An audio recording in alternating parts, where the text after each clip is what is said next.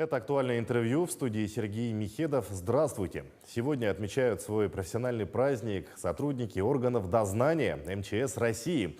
Профессия сложная и ответственная. Сегодня наш гость в студии Степан Сидоров, начальник отдела надзорной деятельности и профилактической работы по городу Якутску. Степан Владимирович, здравствуйте. Доброе утро. Поздравляем вас с профессиональным праздником. Вот расскажите о результатах вашей работы в прошлом году, ну и о том, что уже сделано в текущем. Ну, смотрите, в прошлом году на территории города Якутска произошло 700 пожаров.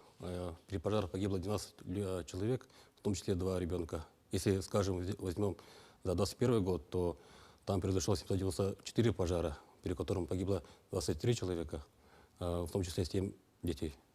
На текущий год 39 пожаров. И по состоянию на сегодня мы провели 165 рядовых мероприятий, при котором это у нас инструктажи, разъяснения, вручение листовок, памяток о требованиях пожарной безопасности. Было посещено 488 квартир, а также частных домов.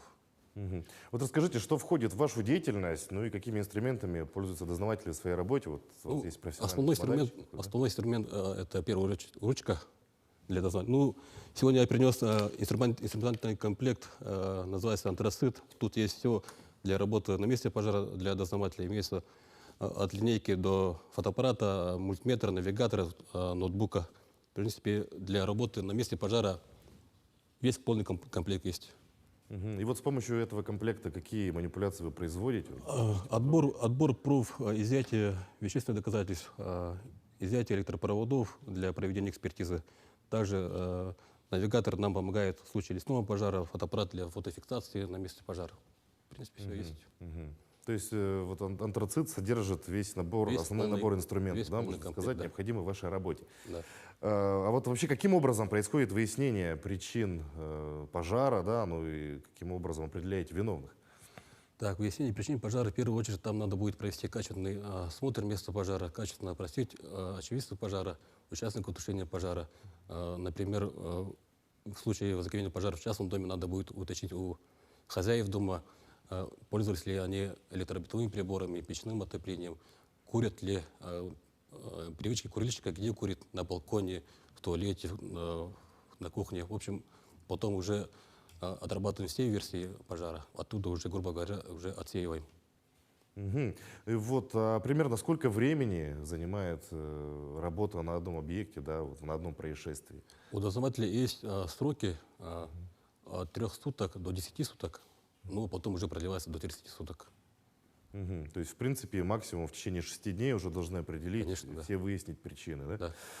Вообще, какие меры принимаются, вот какие причины, кстати говоря, вот техногенных пожаров у нас в Якутии чаще всего? Основные причины это у нас в первую очередь детская шалость, нарушение правил пожарной безопасности при курении, обращение с огнем, обращение с электробытовыми приборами, печным отоплением.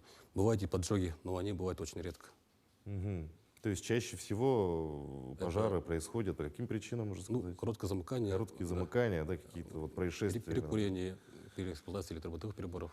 Вот расскажите о каком-нибудь наиболее сложном, да, например, расследовании пожара, прошедшем вот за время вашей работы. Ну, смотрите, понятие «сложный пожар» такого нет.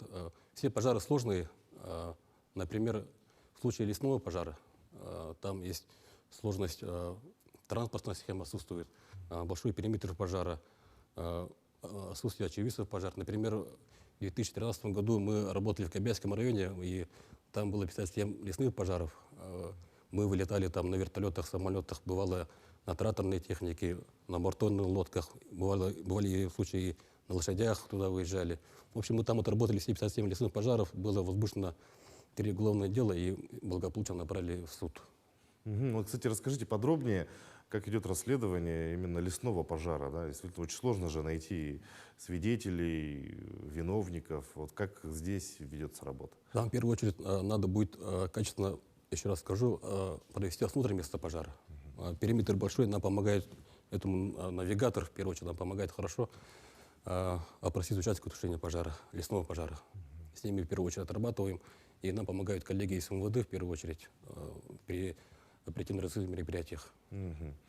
В ноябре прошлого года вот на проспекте Ленина в Якутске произошел пожар в 9-этажном жилом доме. Вот что тогда произошло, какая работа проводилась, ну и что послужило причиной пожара? Да, в прошлом году, 15 ноября, произошел пожар в многоквартирном жилом доме, при котором пострадали 3 балкона квартир, а также помещение квартиры на общей площади 48 квадратных метров. По итогам проверки было установлено, что причиной пожара послужила детская шалость. В общем, родители оставили детей, малолетних детей, они играли на балконе и неосторожно уронили свечку. А вообще, вот что самое главное в профессии дознавателя? Какие бывают сложности? Самое сложное – это работа с людьми. Дознаватель должен быть хорошим психологом.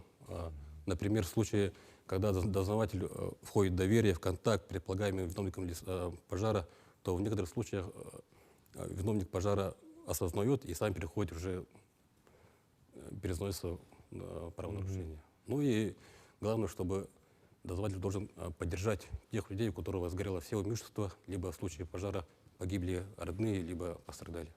Ну, бывает же еще, что люди находятся в состоянии шока. Шокового, да? Да. Да, поэтому должен быть хорошим психологом. Вот вы рассказали о том, что занимаетесь профилактикой, кроме дознавания, да, еще. Вот расскажите, как ведете профилактическую работу? Совместно с администрацией города Якутск, с нашими коллегами с МВД, со службами, с округами, с руководителями объектов, предприятий, совместно мы разрабатываем совместный план мероприятий по профилактике не только в жилом секторе, но и в учреждениях, на объектах. И на основании данного плана уже отрабатываем. И вот во время рейдовых таких мероприятий какие действия производят? Как я уже говорил, это инструктажи в первую очередь надо будет проводить. Вручение листовок. Мы в этом году, как я уже сказал, мы вручили 872 листовок разъяснения требований пожарной безопасности. И соцсети, семьи, самое главное. Также еженедельно мы выходим на радиоэфир каждую пятницу, понедельник. Ну и в завершении нашего разговора ваше пожелание коллегам, ваш профессиональный праздник. В этот день хотелось бы пожелать нашим коллегам успехов в работе, карьерного роста, ну и самое главное, здоровья и семейного благополучия. Все. Ну что ж, Степан Владимирович, еще раз поздравляю вас с профессиональным праздником. Спасибо, что нашли время, пришли к нам, ответили на наши вопросы. Желаем успехов в вашей дальнейшей работе. Спасибо. А я напомню, вы смотрели актуальное интервью. Оставайтесь на нашем канале.